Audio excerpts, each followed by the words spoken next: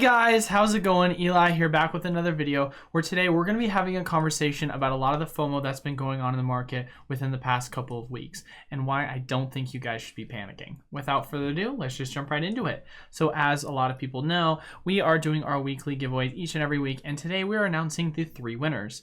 As I mentioned before for you guys, I apologize for those who have not yet received their packs. You guys should be receiving it shortly, hopefully sometime within the next week.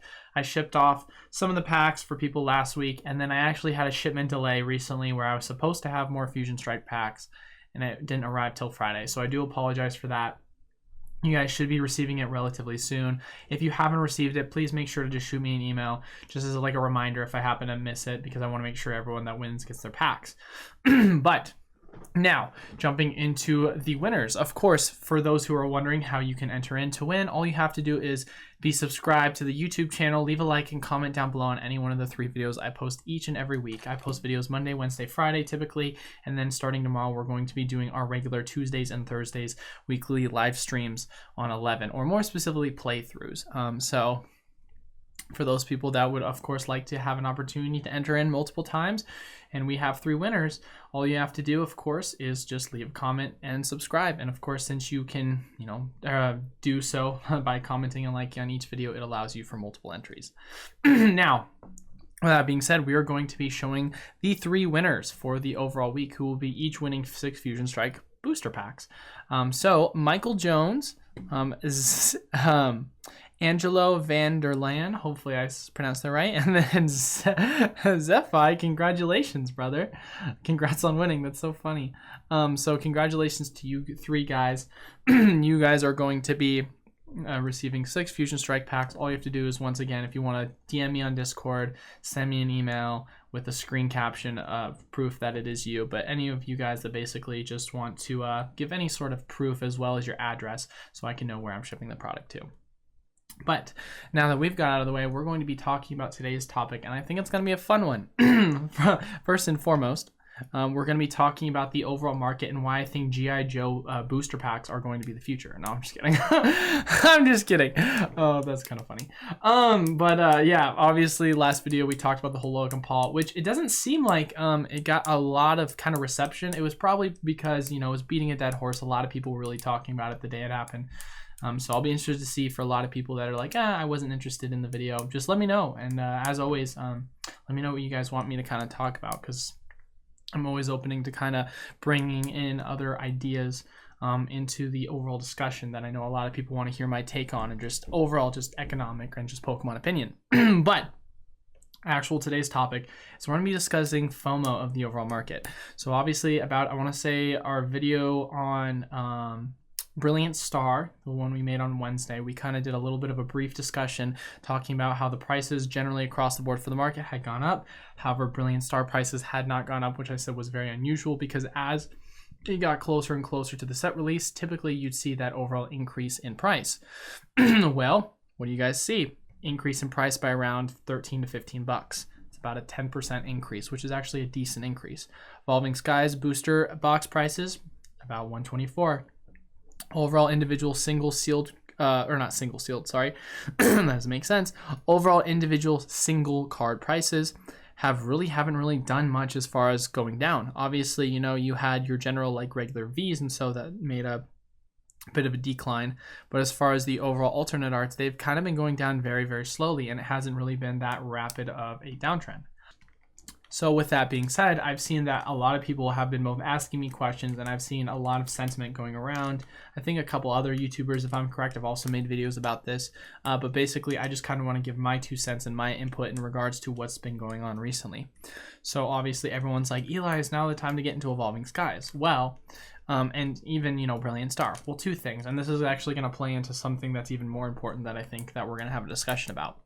One, my personal opinion is, for those who have been following me for the past 3 to 4 months, when Evolving Skies booster boxes were going for around 100 bucks, in my personal opinion, I told people this is more than likely going to be the bottom. I said that it is a possibility that it could go lower and it could go to $90, but I had said that considering the fact that I originally was paying around $90 for them myself, I highly doubted it because the demand for that set was very high. And I also had mentioned that if it did go below, you could always dollar cost average and go position. For those people that did get in at $100, congratulations. Obviously, I'm not saying this to say like, oh, look at me, I'm so great. I mean, honestly, at that point, like, you could have just used common sense to kind of figure it out that 100 was going to be close to the bottom, if not the bottom, because, you know, distributor prices are about $86 to $90 at this point, depending on which distributor you're looking at. I'm just saying this into the fact of the matter that we've seen a kind of rapid increase in overall prices for Evolving Skies, as well as a lot of the other sets within the past, you know, week. So, of course, do I think that this is the indefinite bottom? Of course not. And the reason why I say that is for two main reasons. And it's one of the reasons I've kind of harped on a ton in the past. And this is kind of one of the things that I've also talked about when I said for my last video on Monday is the bottom in.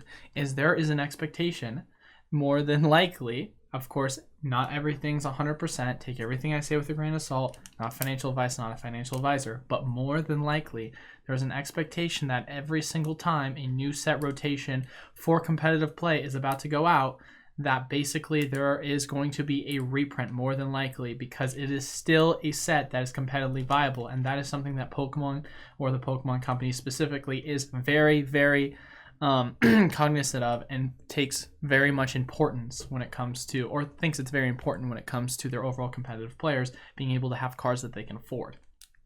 So with that being said, obviously I've been saying to you guys many times before, within the next couple of months, I said I would not be surprised if I saw Sword and Shield base set as well as Rebel Clash getting a reprint. And when Evolving Skies goes out of rotation, I don't think they go out of rotation next year. I think they go out of rotation the following year. I could be 100% wrong. Someone want to fact check me on that. But when they do go out of rotation, I do expect there's going to be another reprint, especially considering how popular of a set it is.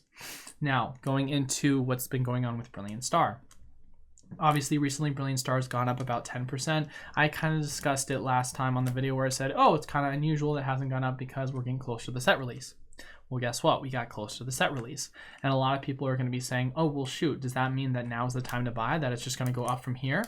Absolutely not. And there's something that's even more indicative of this that I think is very important, that's going to give you guys a lot of insight. And that is the conversation that I had with one of my distributors not that long ago. So I've had a very high demand. I've had a lot of people ask me about, Eli, do you have any booster boxes available? I sold out my booster boxes like that, and my allocations for my booster boxes across the board were cut in half. Obviously, I showed you guys what I was going to be getting. I was going to be getting 45 for my first wave, and then I was going to be getting about 26 for my second wave, if I'm correct, or around 20, something like that, right? Which 45 sold out really quickly.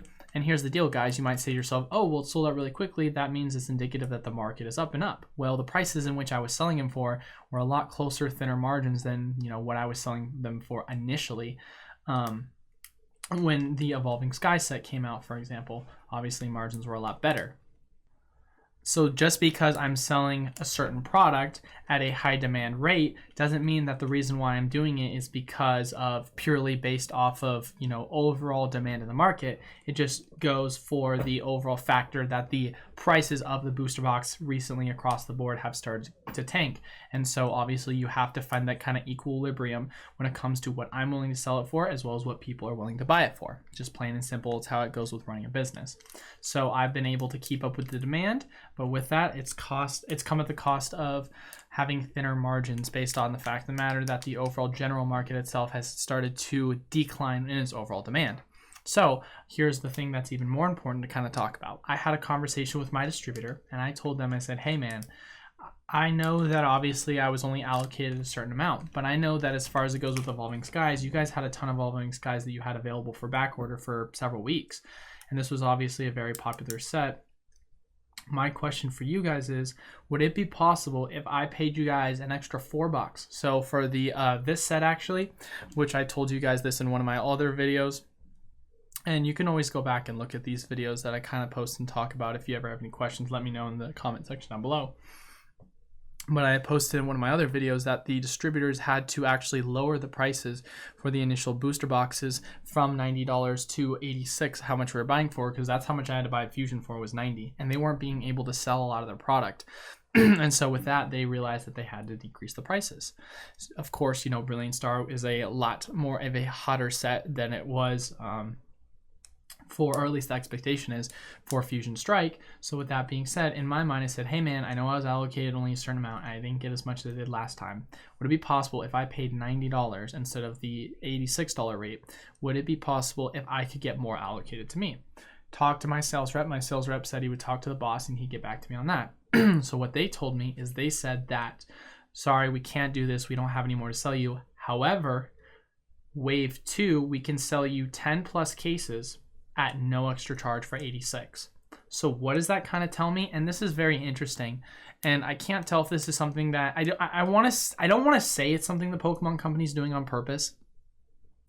But what I do want to say is that I think the reason that this is going on is because the printing with the Pokemon company still has its issues. And what I mean by that, I mean the fact of the matter is the Pokemon company has their initial wave that comes out, and that initial wave is going to be a decent sized wave, right? And then their overall wave 2 is going to be the real release, in my opinion.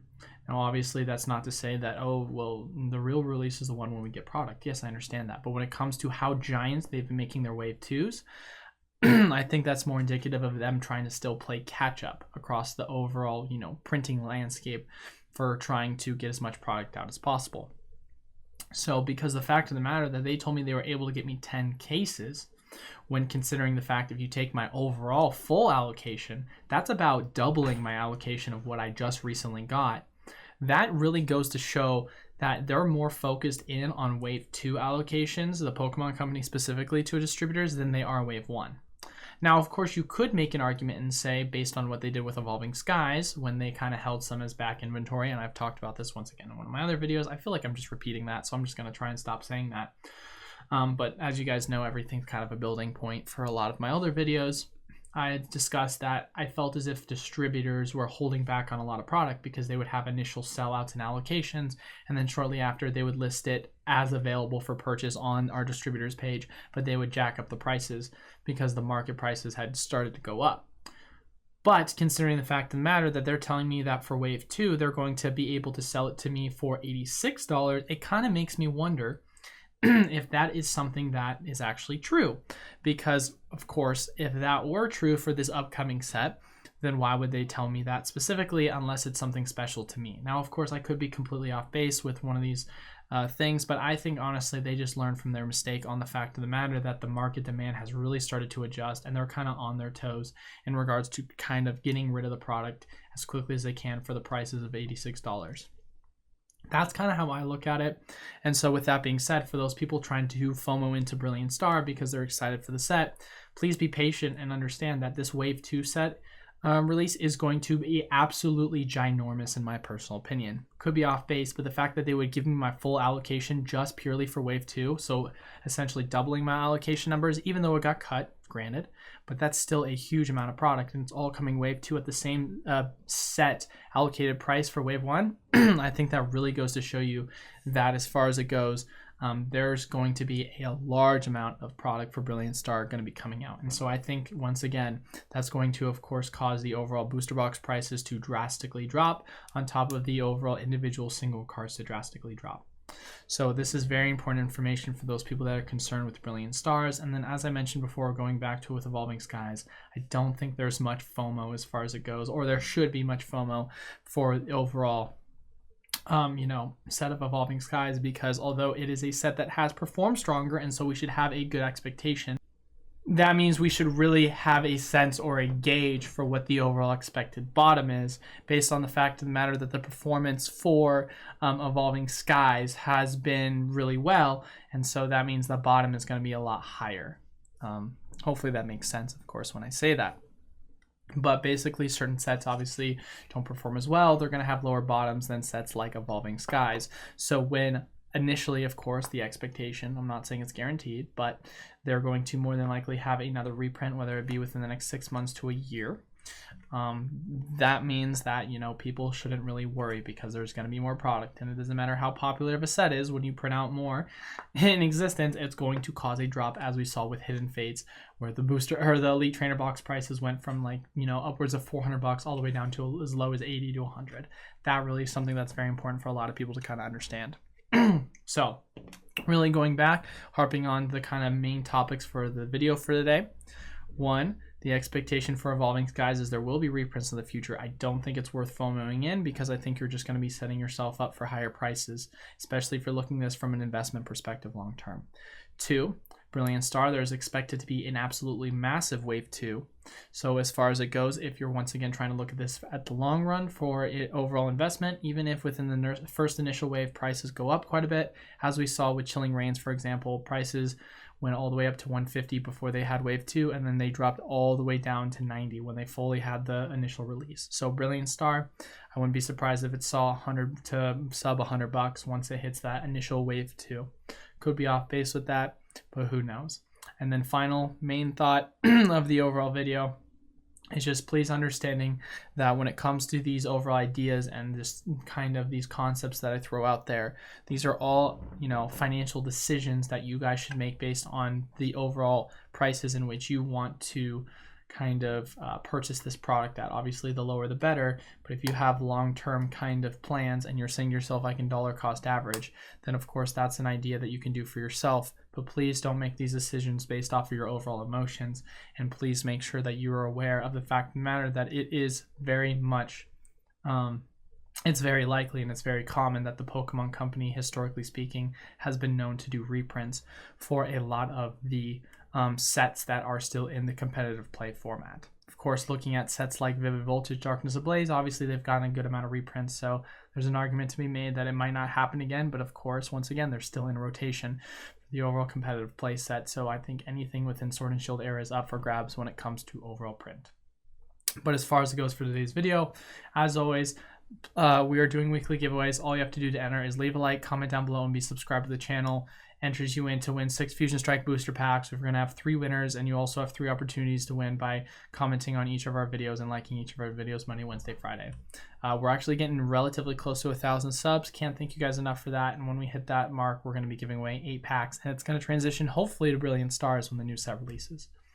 So as far as it goes, that is all I have for today's video. Thank you guys all so much for watching. Until then, I will see you guys on Wednesday. Peace.